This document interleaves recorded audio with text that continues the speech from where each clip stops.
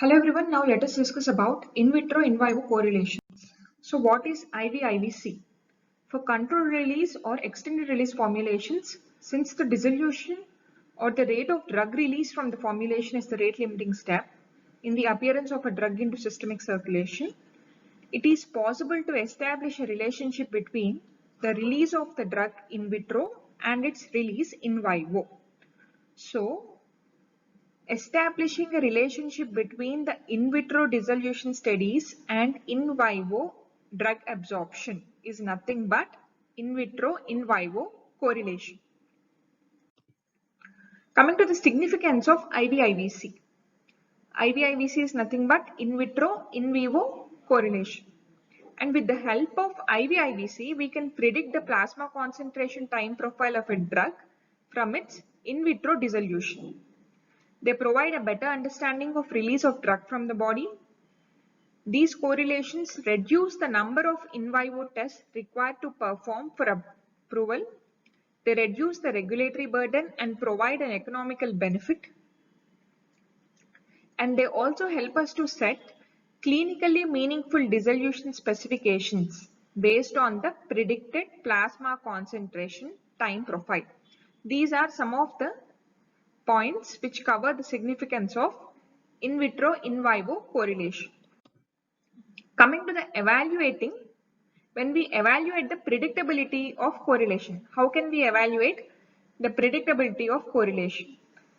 One more important point is a meaningful and predictive IV-IVC is a correlation that is able to predict Cmax, that is nothing but maximum concentration, and AUC, area under curve, within 20%.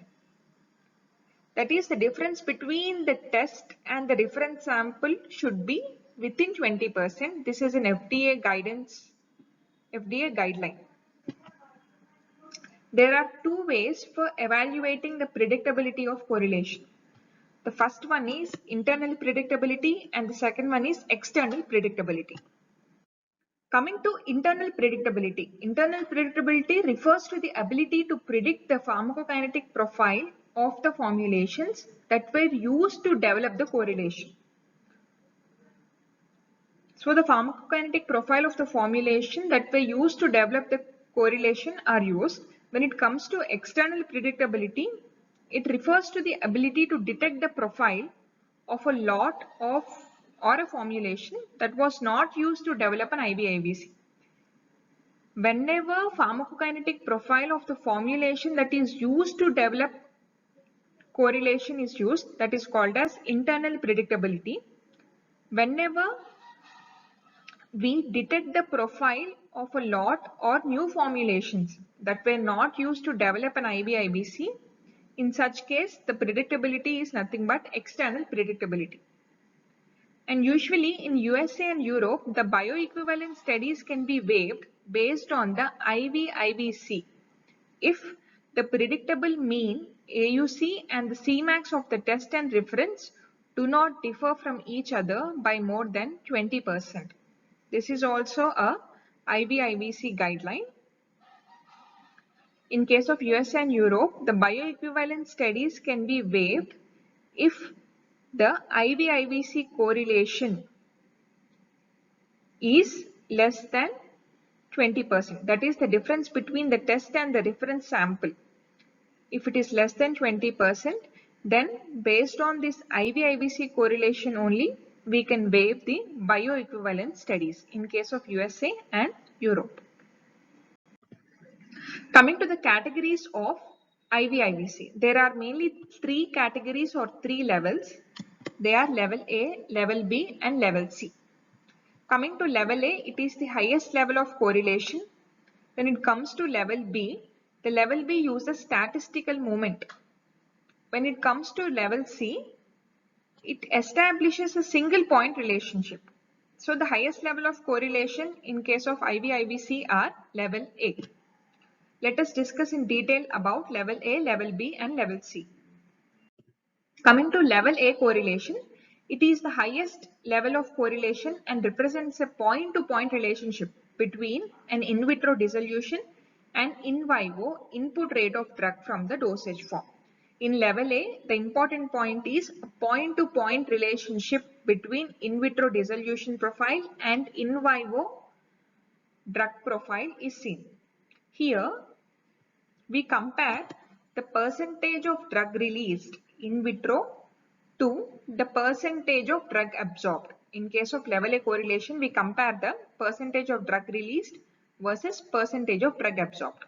And the percentage of drug absorbed may be calculated by Wagnall-Nelson or Loop-Rigelmann procedures or by direct mathematical deconvolutions.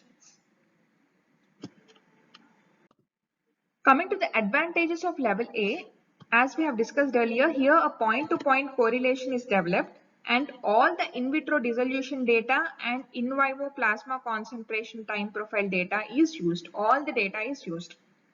And a level A correlation can serve as a surrogate for in vivo performance.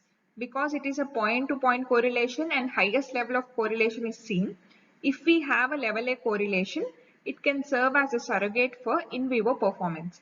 And any change in the manufacturing site or method of manufacturing, raw material supplies, minor formulation modifications, even the product strength can be justified without further need of human studies.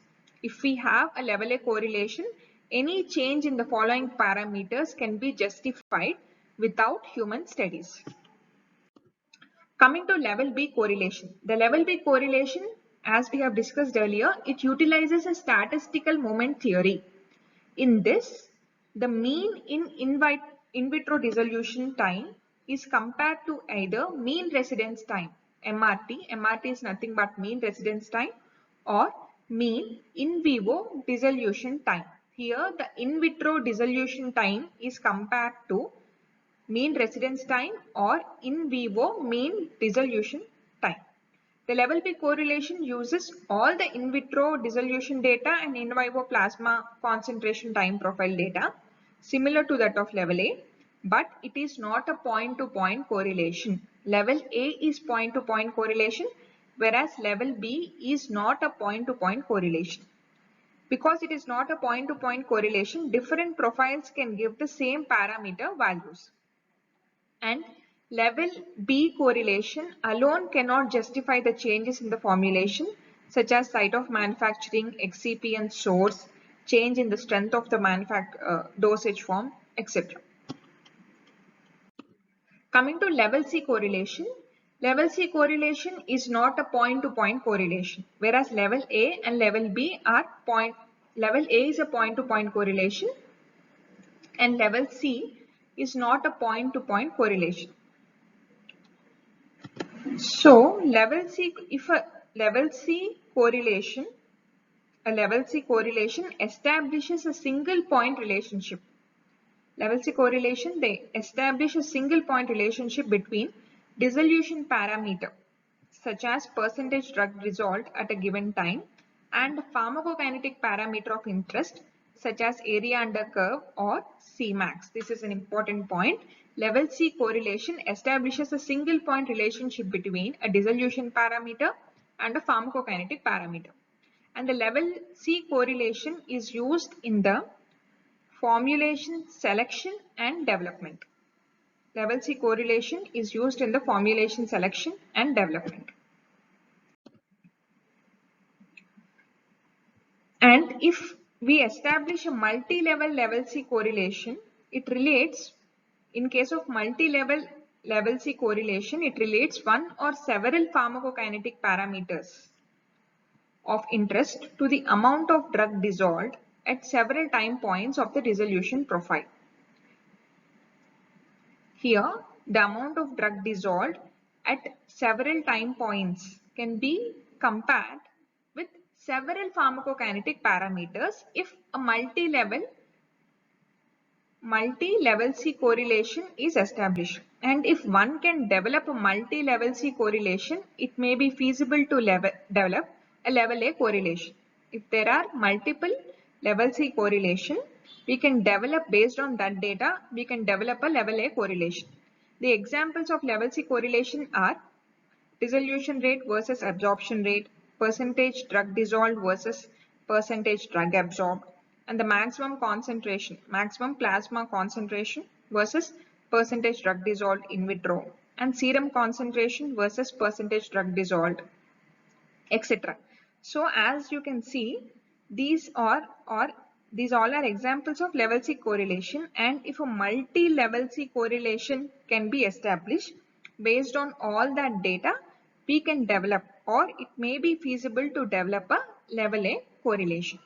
By this, we complete the levels of IV-IBC correlation. Thank you for watching. Please subscribe for further videos on pharmaceutical sciences and related subjects.